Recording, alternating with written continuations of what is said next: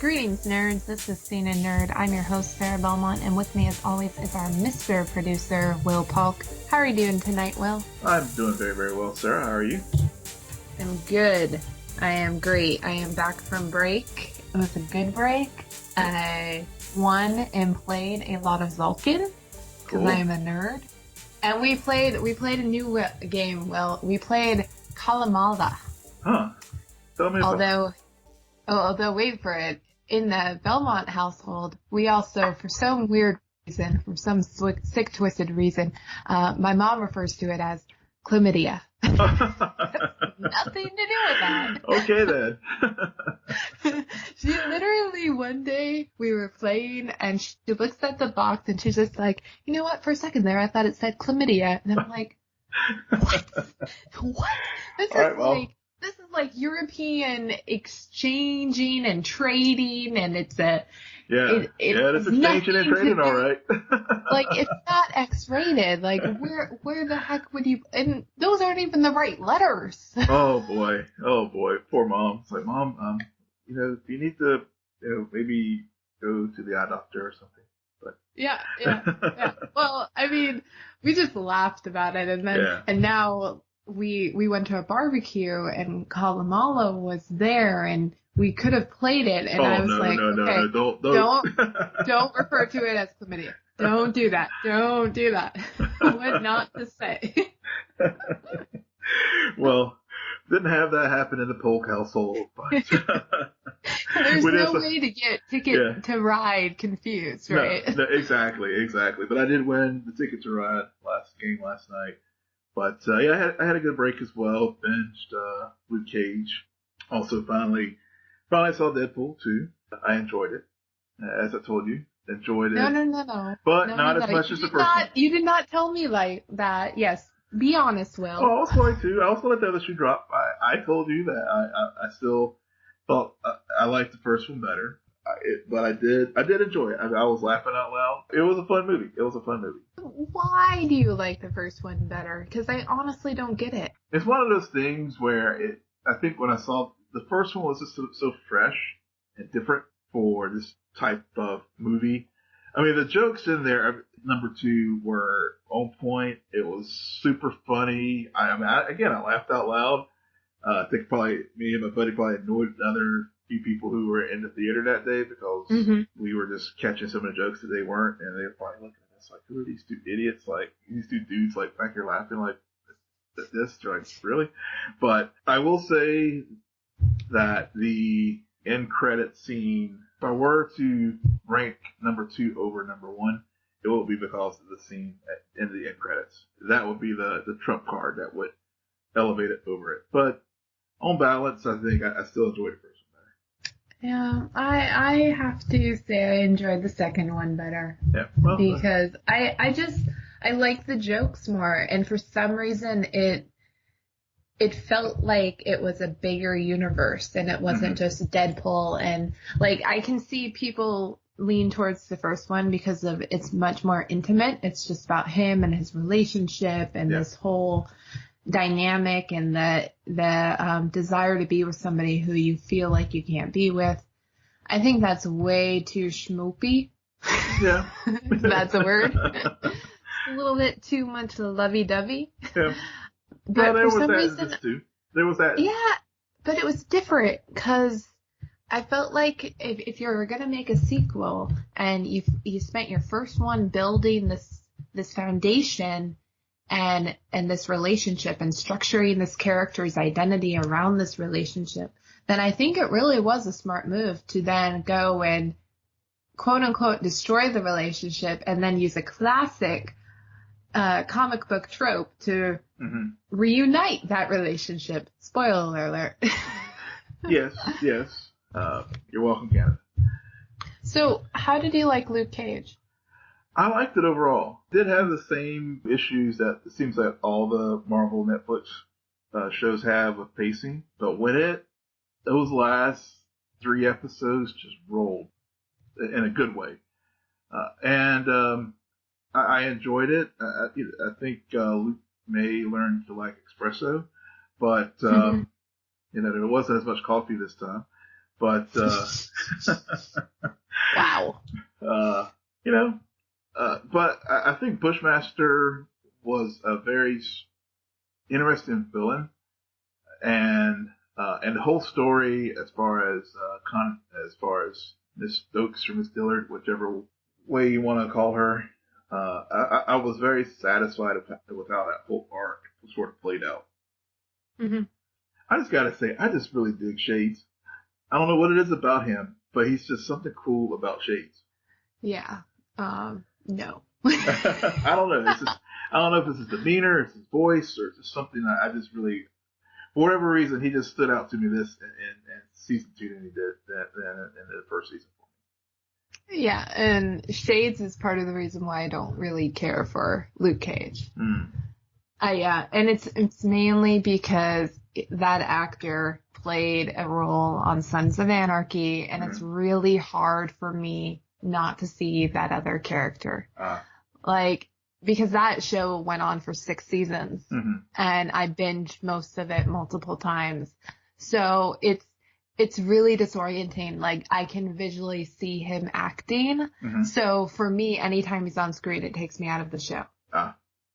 Yeah, it's just one of those things. I mean, I like Mike Coulter is great, and I've seen Mike Coulter play other parts, but it's not as ingrained in me like he's supposed to be this other character. No, now it's ingrained in me that he is Luke Cage. And what I will say, although I didn't really, I did the whole Jessica Jones thing where I skipped a lot of episodes. Yeah, see, you shouldn't have. Well, I did. I know you did. And you told me you did.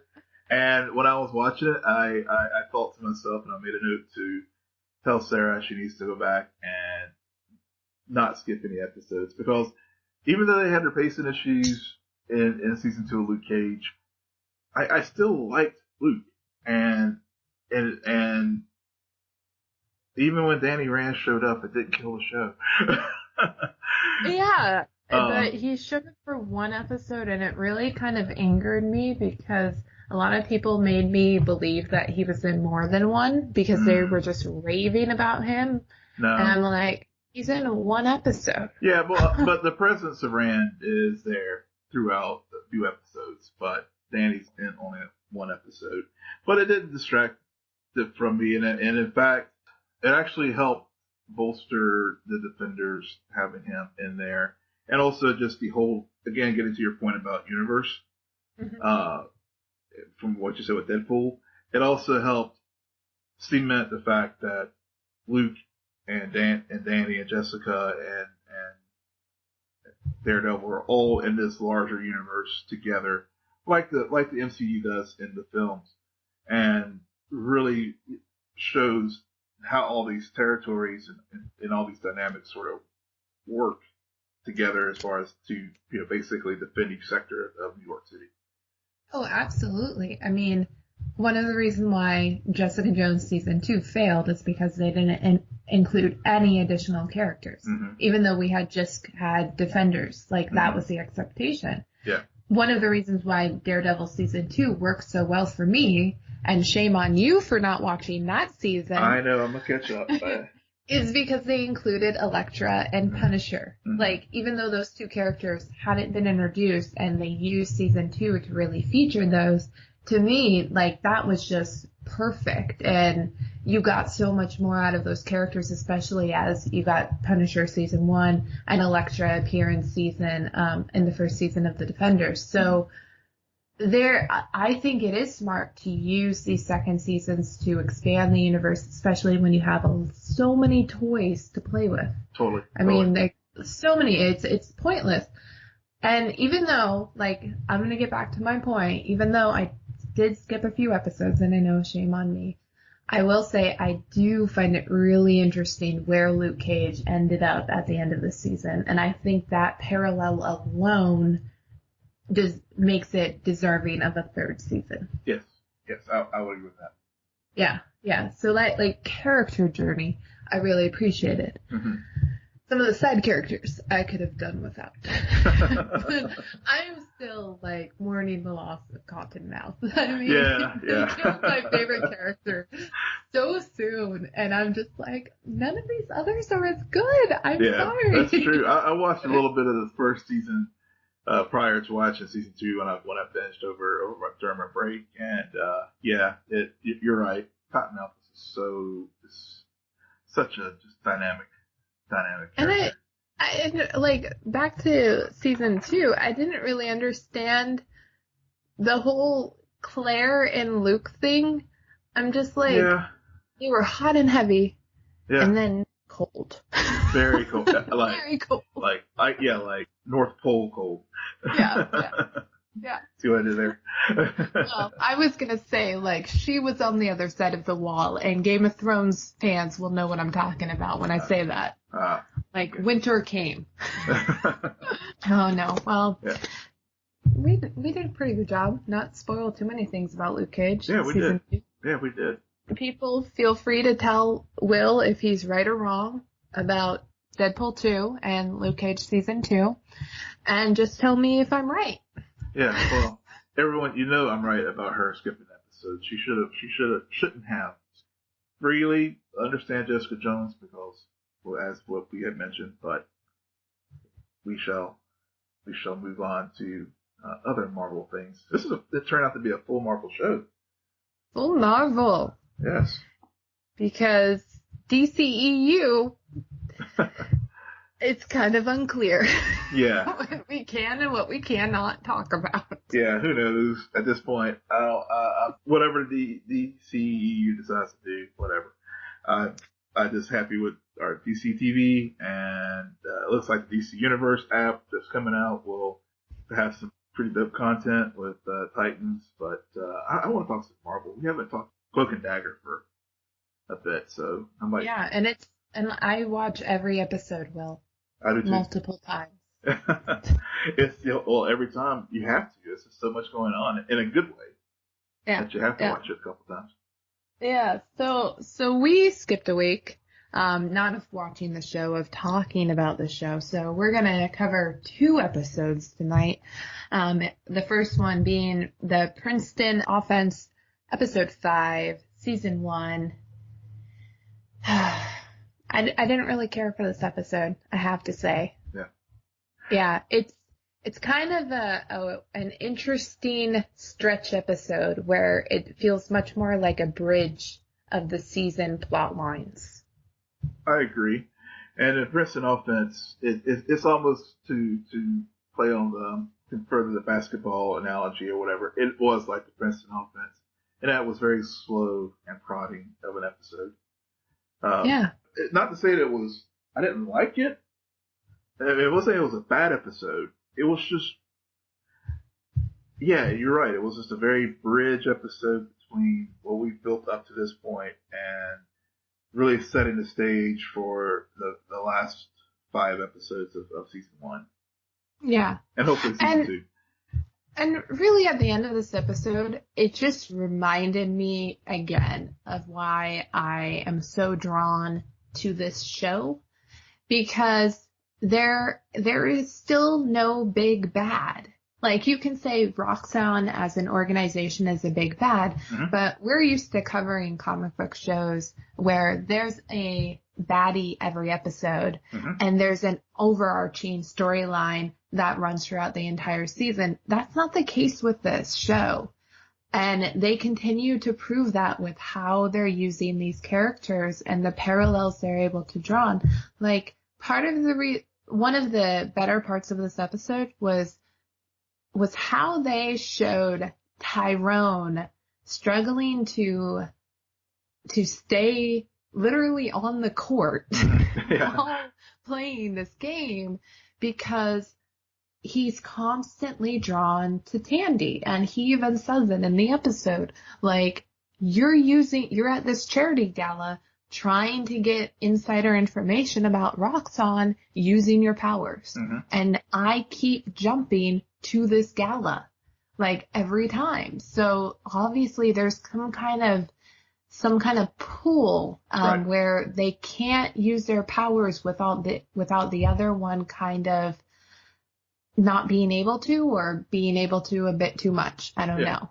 Yeah, it's truly is that duality of the yin and the yang. It's of their powers. And go back to one thing you said earlier about lack of the big bad.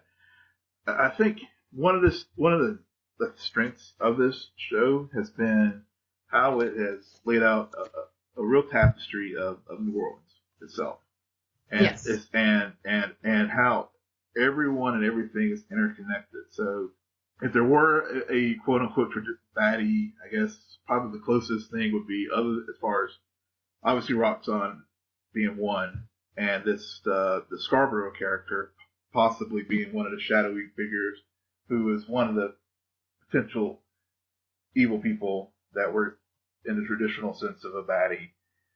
And then also you have Detective, Connors Oh, absolutely. as the other, and again, his realm of, controlling, basically it seems that he has in some way controlled the drug world in New Orleans through, seems like he wiped out a lot of the drug lords, but at the same time, he's managing it because we see, the fast forward a little bit to episode 6, how he, and actually even in 5 with Dwayne, how he manages it with, okay, I'm gonna let you guys run your little street games, but at the end of the day, I can end this at any moment that I wanted to.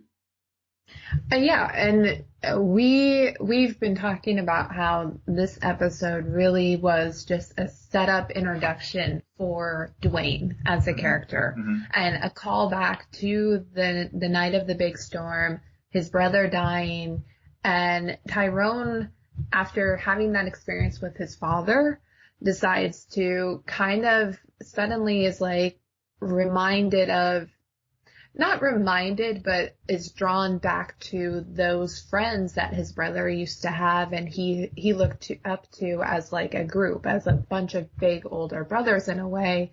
And so he goes back and gets into touch with Dwayne, and then at the end of the episode, it's revealed that this guy who he for a moment looked up to and is well, he made his life for, he went on and from that night and made his life into being in a better place.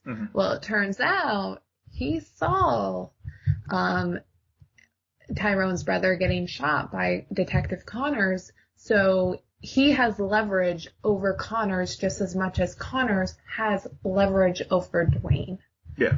Which is really interesting, kind of even these people who Tandy and Tyrone believe to be friends have some odd connections to these tragedies that both of them experienced that night. And guys, all I will say is continue to watch Tyrone's mom. She's always on the phone. Yes. And there's something there as far as some connection between her and Roxanne. And also, I think there was also, something going on with his father too, as far as some secret. Because when you think back to episode 4, where they went back into his father's old neighborhood, and you had the whole spy boy, and you had the members of that community basically what the hell are you doing back here? Whenever, right? And so there's something deeper going on there. I don't know if it has anything to do with Billy's death, or something that his father did that will have some connection to Roxanne later. I think there is some kind of connection between his mother. I guess she's some type of political consultant, it seems. Clearly, I don't know if Scarborough is running for something, or some other people who are tied with Roxanne, or involved with some of the things she's doing, but we got to keep an eye on that, because many times when Tyrone comes home, his mother, whenever he's experienced something or has some new revelation about his powers or about Tandy or something in the community, his mother's always kind of in the background talking about stuff. And I think there's some things there that are connected, and we're going to, and I think we are getting some of those additional connections as we see in episode 6. Right. And to go back to your point, about New Orleans, like, I feel like the creators are purposely, because the characters don't originally come from New Orleans, they've really made it a point as trying to make sure the viewers understand why this setting makes so much sense for these characters, because it is this area of rebirth and survival and just history and future colliding. And I think it's so fascinating how much that location is really inspiring the storytelling that we're receiving, and kind of fleshing out these characters and the way they interact or don't interact. Like, that's another thing. Like, they just continue to not have Tyrone and Tandy interact, which makes when they do share a scene or two that much more important and profound. Because they are, as much as they are on a shared journey, they're really on their own missions right now. Yeah, they are. And when those missions collide, like when Tandy yanks him to the gala, where she is posing as a call girl, learn more secrets. One, it shows how she is getting more confident in her powers, but also getting a little cocky in how she uses it too, which we see come to fruition in subsequent episodes. But also, as far as why Tyrone is reluctant to fully, I don't know if he's reluctant to fully try to do it, or he just has a block as far as just how to tap into it. And is it related to something with that feeling loss of Billy, or what's causing this block that Tyrone has been having as far as using his powers? But I think it's also really shows the difference in their personalities and character as well. Right. Where Tandy has had to scrape and has the very unstable relationship at home, so she's always been a survivor. So she's going to do things to basically achieve her ends. Whereas Tyrone, yes, he had the tragic loss of his brother, but it seems that his parents and his life has been very sheltered despite that tragedy, and very controlled as far as what he can and can't do, because we've had scenes where his parents are like, what are you doing up late at night? Or is that, why do you have these bolt cutters? There's always people checking in on him and making sure he's staying on the straight and narrow, so he doesn't end up like Billy. And also it gets into the whole class thing too, because he does have the nice sheltered life and upper middle class New Orleans, whereas Tandy is literally one step practically homeless. Right. I always thought it had more to do, or at least when you were talking about it, it kind of made me think about how Tyrone very much is a character who, due to what happened to his brother and then his parents' response to that, kind of building that structured life, makes him feel like he has to be in control of everything. Yes. And so that often causes more fear of anything spontaneous, anything that is foreign or different. Yes. And Tandy is the exact opposite, where she's just great at improvisation and starting to make connections and being like, I'm going to take this big risk and I'm going to jump off this bridge, weight myself down, and if I don't come up, then that's fine with me, but I need to figure this out one way or another, and I'm willing to take the risk that Tyrone isn't. And that's a very good point, and we've seen that throughout the series, and it's getting even more so in this episode. Right. And this episode also did include some other name drops. They did a lot of little Easter eggs there. It kicks off with a rock song commercial that includes the profile of the storm survivor, or oil rig blowing up survivor, Loden Swift, who is the blue streak in the MCU. And we also are introduced sort of through to both Ivan and Nina Hess through a little bit of a Tandy hope dream. I don't know how to describe what they do. Like, it's really bizarre. Like, what do you describe? It's like a hope vision. It's like a vision, yeah. I mean, I think it's a vision, or it could be. Well, I think with Tandy, with Dagger, it's like a hope vision, whereas with Cloak, he sees what's going on in people's lives. Like, for example, when he was playing a basketball game, and when he was able to, when he touched some of the players, saw some of the traumatic things they're experiencing at home. Sometimes it may be literal, sometimes it may be figurative, but it's whatever dark thing they're dealing with. Yeah. And it's an interesting idea. Like, you wouldn't really think first, like, well, if somebody was able to see somebody's fears, they can manipulate that or respond to that individual in a way that either allows that fear to actually become reality or protect them from that fear. And the hope thing is more about, like, understanding people's real motives.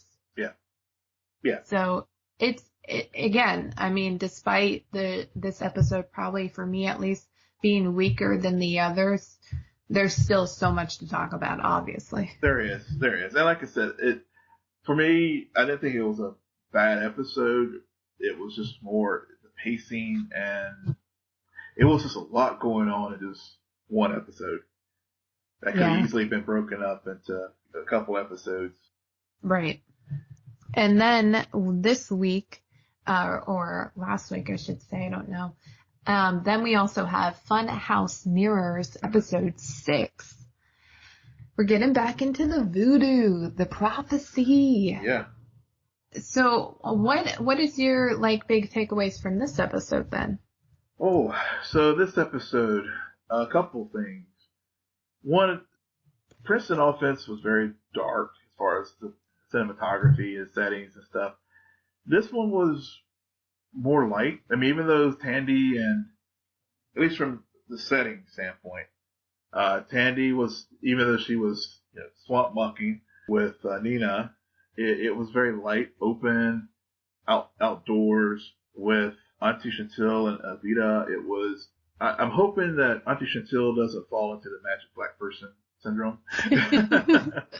because so far that's all we've seen her as set up this way. That's probably like maybe one of the few flaws this show's had so far, and hopefully they will get her out of her house and her tarot cards. You know what kind of, like, character type she reminds me of, or where I more lean to, is that stick character type. Like the older person, the older, wiser individual who knows more than the actual heroes themselves. Yes. Yeah, that's true. That's fair. Yeah, she does. I like her character. I mean, but it's just, I just hope that we can learn more about her, because, again, we've had this great tapestry of New Orleans. We've been introduced to all these different characters and stuff, and clearly all these people know one another in some form or fashion, or have some connection to each other in some form or fashion. So I'm hoping her connections are beyond just her interactions with Tyrone through Avita. I'm hoping that maybe she has some connections with Tyrone's parents or something, or who knows, or Roxanne, something. I liked the energy in this episode much more. I felt like it was really, the last episode was a lot of setup. This one, to me, felt we're starting to get some answers on the back end of the season, as far as answering what is going on. We get introduced to further introduced Ivan Hess beyond just the hard hat that was discovered in Tandy's vision. Yeah, but it's crazy what they did, because even though we're literally introduced to Ivan Hess, there is something wrong. And again, they don't go out and tell you exactly what happened to him. Because even though feel like we understand more about his relationship with Nathan Bowen, we still didn't get clarity on, well, where was he when the rig exploded? Why is he now where he is now? And what is wrong with him? And I think it was very interesting how that all went down, where Tandy does this con, but really Nina knows who she is. And that's where I was touching on, where the cockiness and somewhat sloppiness, whereas Tyrone, you were mentioning how Tyrone's very, very under control, and Tandy's not, and because of her lack of control and saying too daggone much, she basically tipped her hand. The deeper they went into the swamp, the more Nina was able to put things together and realize that this is Nathan Bowen's daughter. Oh yeah. And, I mean, you even knew that halfway through. You knew it. You knew it was coming, and then but I like the way they set it up, because for one moment Tandy did decide when they were standing there together, and Tandy had the opportunity, she was going to reach out and touch her to see what she could find via her visions. Right. She held back. Yeah.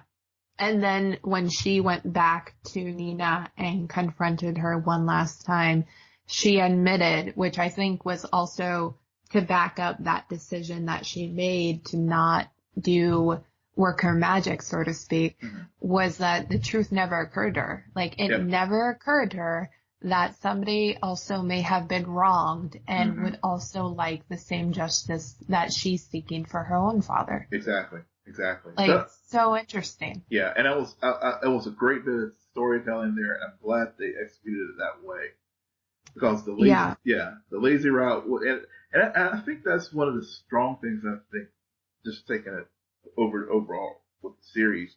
I'm liking how, yes, these people have powers, and they use them. They're not. It's not your stereotypical superhero show. I mean, the powers are very understated. They're used, but I like the way they're very judicious in how they use the powers throughout the episodes, and they're not to focus. The story's to focus, and that these people just happen to have superpowers, and not the superpowers driving the story. Oh, absolutely. Very well said. Very well said. But, okay, now she did use the powers, though, on Ivan Hess. And this is really where I'm just like, yep, we're back in the game, people. Yep. Oh, like that vault or door, whatever you want to call it, underwater. And I like how the sound design, again, like hats off, guys, how you see him in present day humming along, and that carries through the Hope vision. Very, very haunting. Kind of like, even though it's light and it's clear, you're still like, that's very kind of, it's almost like the psycho noise of like in a weird way, like just this old man humming, and you see the door and you see some dark matter or some darkness that very much is like Tyrone's cloak. Which leads me to my idea about why that is. Okay, drop it. I really do think this. Okay.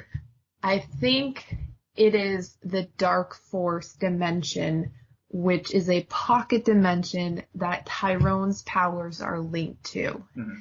And I think that's kind of what Roxxon is drilling for, like to tap into this new energy force. And the whole explosion erupted and caused both Tandy and Tyrone to receive both what they did and what they didn't, in a way. But yeah, so I think by the end of the season, that door will be unlocked. And I think it's no coincidence that right at that time, Ivan Hess will come out of whatever mental state he currently is in. We might get that next episode. Oh, too soon. not just maybe. Well, maybe they will tap into why Ivan has this catatonic state, and they're figuring out how to use their powers together. Because up until this point, they've always repelled one another, and you made a good point. What they did or didn't get. Why is there this imbalance? It clearly has something to do, as we learned in this episode, Roxxon's ulterior motives in digging and drilling in the Gulf of Mexico. It's not just for, obviously, they're trying to find a substance that burns 10 times hotter than oil. So, right. So there is something there that they have discovered, and I wonder, with the misplacement of the rig. I mean, it could have just been another example of some of the cutting corners and the things that Nathan Bowen and potentially Hess were trying to work together to prevent Roxxon from to prevent any more prevent accidents, which clearly one did happen. Right. Or is it just, or was it an intentional thing where they intentionally went 10 meters away because this is a sweet spot for some of this substance that they're trying to get. So clearly, I mean, everything in this series so far is deliberate. It's not just poor storytelling or just happenstance. There's a reason why they didn't put the drill where it was supposed to be. Right. The valve, I mean. Yep. And I mean, it also, like, I feel like by the end of the season, we're going to know what happened on the rig, and to launch season 2, hopefully it gets to season 2. Yeah. I think it will. I'm pretty sure it will. That event will be more about, like, hey, you guys weren't the only one affected. So were these other people. And then we have what we refer to on the Flash as the particle accelerator explosion. There's potential there. I mean, I like how right now we're focused on these two characters who are really intertwined into who both have different stories of that night. Mm-hmm. But it's so interwoven and interconnected that it's really interesting to watch these revelations kind of bounce off of one another. Mm-hmm.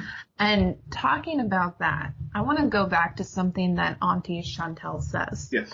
And this is even in the trailer for the series. She says, it's the same for all the others. One will live and one will die. Mm-hmm. If the show is looking for a big twist to do, I want to verge out on a very strange leap and say that I think the night the rig exploded, one did live and one did die. And that's why their powers are so interconnected, because the only way they both can survive is the energy that they feed off of one another. Right. And I actually think that Tandy may have died in that car, but Tyrone saved her because Tyrone needs Tandy's light. Yes, I think. Boom. You got it. I can't add anything more. I mean, you nailed it. You completely nailed it. Watch, they don't do that at all. No, but it makes complete sense what you said, and I think your theory is completely on point, and it may not manifest itself exactly like how you said it, but I think you're right in the sense that I think you are onto something about Tandy dying in the car, mm-hmm. and it was that cloak, because again we've seen that cloak. One, he saved her that night, and then of course they had the literal cloak of her taking his hoodie. Mm-hmm. And she's kept that cloak for all these years, 8 years after this incident. Right. And then we saw him with the cloak in the vision of I think 2 episodes ago, where she was in the box. She saw her father being tortured and very dark visions in the swamp and stuff. And again, Tyrone's cloak embraced her. Right. And so, yeah, I think you're on it. I mean, I think there is that, basically they do need one another, and his cloak is always there to protect her, and her light is always there to help him see the bigger picture, or the grander thing that he's always dark and has very tunnel vision on, maybe, Billy or whatever it is, but her light is the one that, again, opens his eyes to other alternatives. Because, for example, each time Tyrone always says, I can't do X, Y, or Z, but Tandy's like, no, you've got to change the game. Like, for example, in this episode, he's like, whenever it was trying to get it, infiltrate with Dwayne's game, he's always negative. He's like, I can't do it. I can't do X. I can't do it. And she's like, no, you gotta figure out a way to make yourself a part of it. And so, he notices the guy with the red bag, and he seizes that opportunity to get closer to Dwayne as far as his underworld activities. Right. So, and we've seen it in previous episodes too, where he's like, I can't do it. Like when he went to the police station. Mm-hmm. Failed, but again, she helps him figure out a way to do that. So yeah, they are very interconnected in that way. Yeah, and I mean, I know I originally said Tandy was dead, but it could also, I want it to do with what happened that night. Mm-hmm. Like, I really would rather than, the season finale have this big epic showdown and one dies and one lives and then, oh wait, they're connected so they need each other. Mm-hmm. But I really want it to go back to that night. And I will point out that there is a song playing in the pilot episode when they're both in the water, and it literally says, Dead in the Water. I know that song because that's an Ellie Goulding song that I used to listen to all the time. So I can also see Tyrone having died that night, but because of his powers, he finds himself reaching out to pull Tandy, who's that light that he needs to survive. Mm-hmm. And which, to go back to Ivan Hess and this whole image of a door to a vault or to the rig, and it's Tyrone's darkness that is kind of being kept out. Mm-hmm.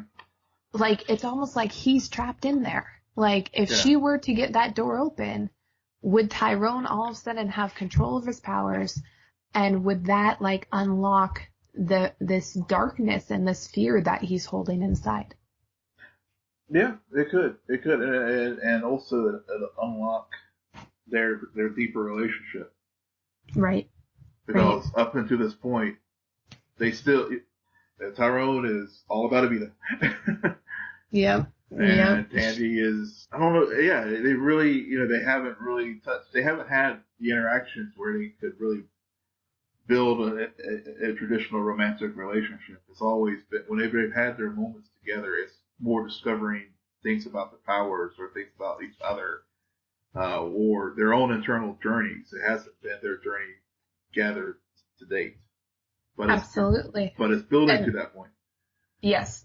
I mean, for example, in this episode, we get a lot of Detective O'Reilly and Detective Connor's time, mm-hmm. and Dwayne, and at the end of the episode, Detective O'Connor's sets up Dwayne to kill Detective O'Reilly and mm-hmm. kind of remove this person who could be a threat to the agreement that they have. Mm-hmm. Well, turns out O'Reilly kicks ass. Actually, I think this is going to have a profound effect on her, and I'm curious to see what happens, but she ends up killing Dwayne. Yep. And which leads Tyrone to kind of make himself known as having been a witness to this. Yep. And Detective O'Connor's runs after him, and what they did with Tyrone's powers, I thought that was a really great moment with him jumping and coming back and jumping and coming back, and then finally he disappears. And where does he end up? At the church. Tandy's hideout. And I love how she tries to go to him and tries to be this person who she's feeling this connection with. but she can't comfort him. Mm-hmm. Damn, somebody who's in so much pain. Yeah. That was just a hard moment. I mean, it was a strong moment as far as storytelling, but yeah, your heart just goes out to Tyrone because, again, just when he thinks he's gonna finally break through and be able to get justice for his brother, and it's just snatched away. And just everything in that moment was just, and just how inconsolable he is, and she can't because there's still that barrier that's causing them they can't physically connect.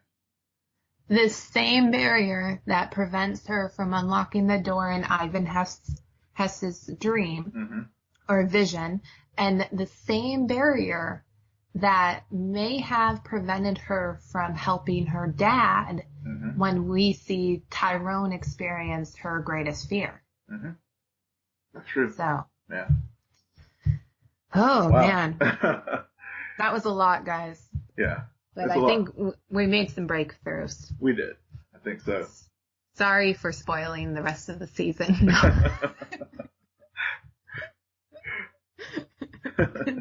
I'm just going to watch it. I'm like, am I right? Yeah. You're locked in for these next 4 just to see if your theory's proven correct. And I think you're onto something. Oh, I think we're onto something. Yeah. We're onto something. All right. So we got super dark and super light and deep in that discussion. Let's go on to the Schmoedown. Yes. To talk some fun and games. So, how much have you been keeping up with the Schmoedown? Because some stuff is happening. There's some stuff happening. So I saw I think either in the Schmoedown Facebook group or maybe on Twitter, but and I finally did see the episode where this all happened. I saw where Mike Kalinowski did the takeover, and basically seems like he has something over that. What? I don't know. But yeah, he's Kalinowski's flexing the schmushels. So, okay, Mike Kalinowski. They last season in December when the season ended, him and Brianne Chandler had an interesting moment where it appeared that they were teaming up. Mm-hmm. Well, Brianne Chandler won the free-for-all.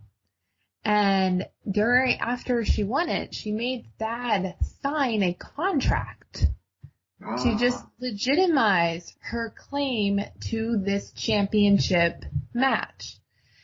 And she added a clause in it that said that if the Patreon gets a certain number of subscribers, then Tom Finstock gets to be the general manager for 1 week. And I don't know why that would scare Thad, but I wonder if there's something else in that contract. And Brianne and Mike are always seen kind of as questionable if they're on good terms or if they're on bad terms, but I wouldn't be surprised if she has something to do with whatever he's holding over Thad's head. That could be it. I mean, because what else?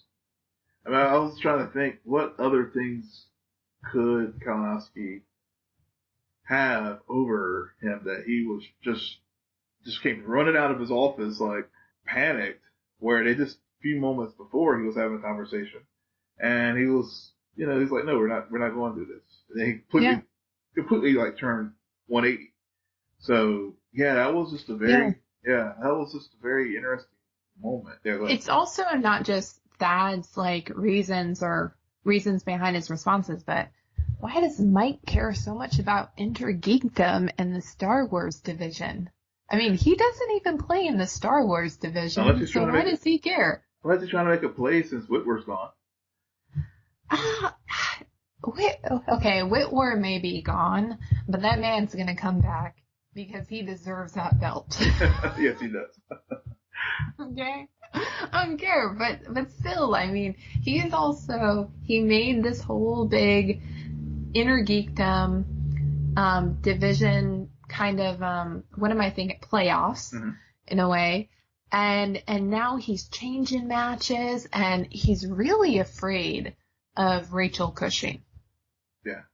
Really afraid of her. Yeah.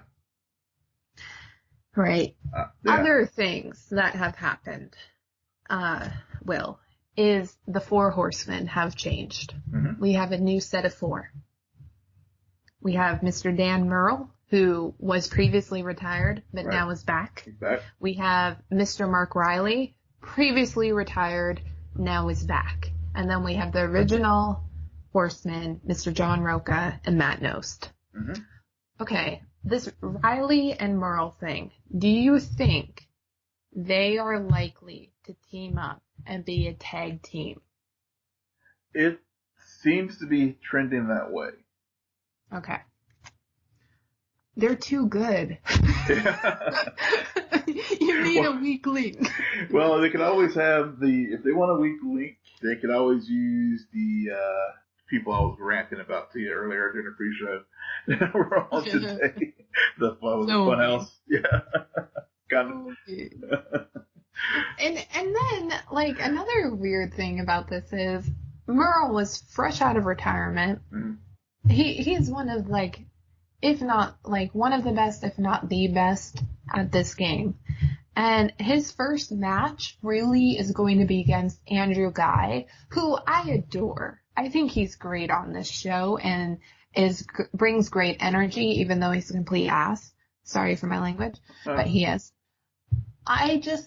He's not, like, put Dan Murrell against Ben Bateman.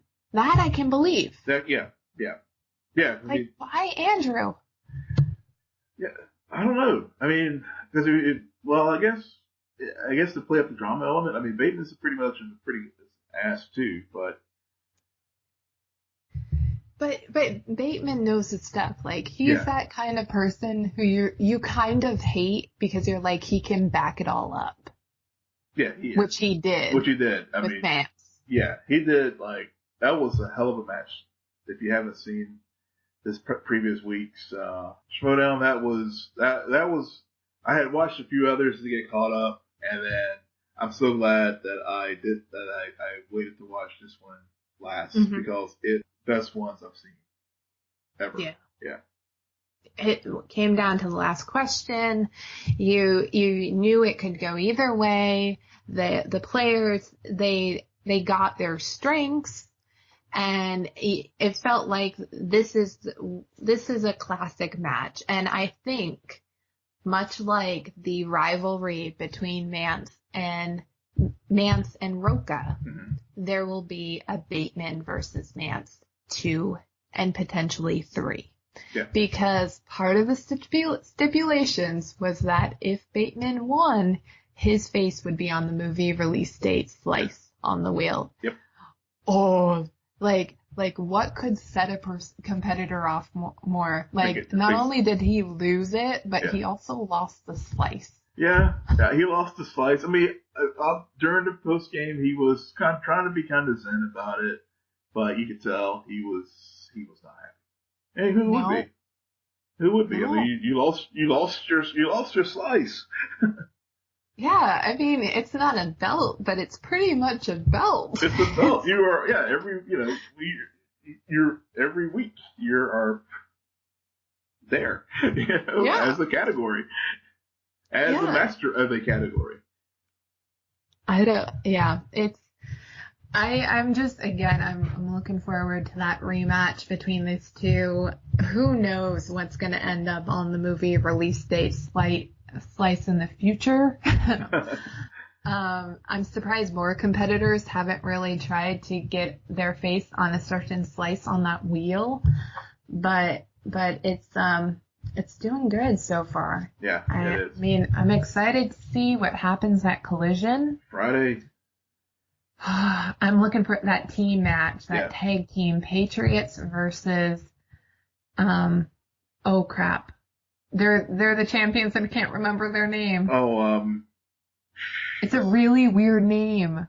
I want to say On Top, but it's above the line. It's above the line. Above the line. Sorry, I know their faces. Yeah. But that and the fact that that's an Iron Man match. Yes, it is. Yes, it is. It's gonna be good. It's definitely going to be a strong collision. Totally, all the matches, because you have above the line against the Patriots, you have Merle versus Guy, you have Cushing versus Zipper in the Inner Geekdom tournament match, and then in Star Wars. Who do you think is going to win Star Wars? Do you think Damon or Green? I don't even know who's gonna play. Who's playing? We get some. Well, we have in the first round the Star Wars Championships match is Damon and Green. I haven't watched those two. I'm not familiar with those two guys as far as Star Wars, so I can't help you there. Yeah, I don't know. I mean, Star Wars matches are few and far between. Mm-hmm. I believe Damon is the competitor who won the bid to the first contender slot, so I would put my money on him. But like I said, I don't know this league very well. Now, so they to go back to Bateman and Mantz, during the post interviews, Bateman and Roca had a little they got into it. Chat. They had a chatty chat. Yeah. Great entertainment. And I guess they're gonna compete next. It sounds like it. I guess it just depends on how they schedule it. But that should be a fun match because Bateman basically proved that even though he's part of the part of the team up, he knows his stuff, and he really got to. I mean, it could. It's one of those things we talked about before. Some weeks it's just you just get on a roll and you just get the right group of questions and you can pull it off. But that was pretty daggone impressive. That last question where finishing out the big five in the Oscars. I mean, I was like racking my brain trying to figure out now which films was it? Because there's only been 3. Yeah. And you had to give 2. So. Granted, I know he kind of plays up the tension or whatever, but we gotta give man that props to come up with that. Do you know the third? So a part of me wants to say as good as it gets because I know both Helen and Jack won for the leads and it won Best Picture, I believe. Okay, I found it. Okay. It is actually the first one, the one that Ben did not name was the first one to do it. It happened one night in 1934. Ah, wow. It happened one night. Okay. Yeah, because whenever I was racking my brain out, I was like, going to win, get it, but I didn't think it swept all the categories. Yeah. So it happened in 1934, then again in 1975, and the last time was Silence of the Lambs in 1991. 91, yeah. Crazy. Very crazy. But yeah, the shows. Thank you for turning me on to this. It's I've really been enjoying the movie Trivia Schmoedown. Yeah, it's a fun little treat, and some weeks it's not great. Some weeks you can miss, but other weeks when they get into these competitions or the playoffs and leading up to bigger matches, and you got some of the seasoned competitors that you're like, yeah, this is good stuff. Yeah, it is. I will just give you a tip for this week. Just skip Funhouse and almost and whatever it was.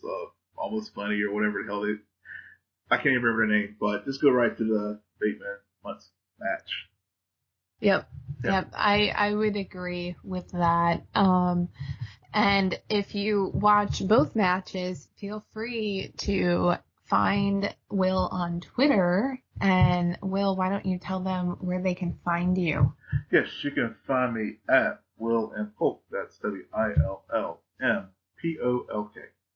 You can find me at SJ Belmont, SJBELMONT. You can also follow our crew on Twitter at Scene and Nerd. Friend us on Facebook, follow us on Instagram, but most importantly, rate, subscribe, and comment on both on iTunes, SoundCloud, and Spotify. Good night. Geek out. You're welcome.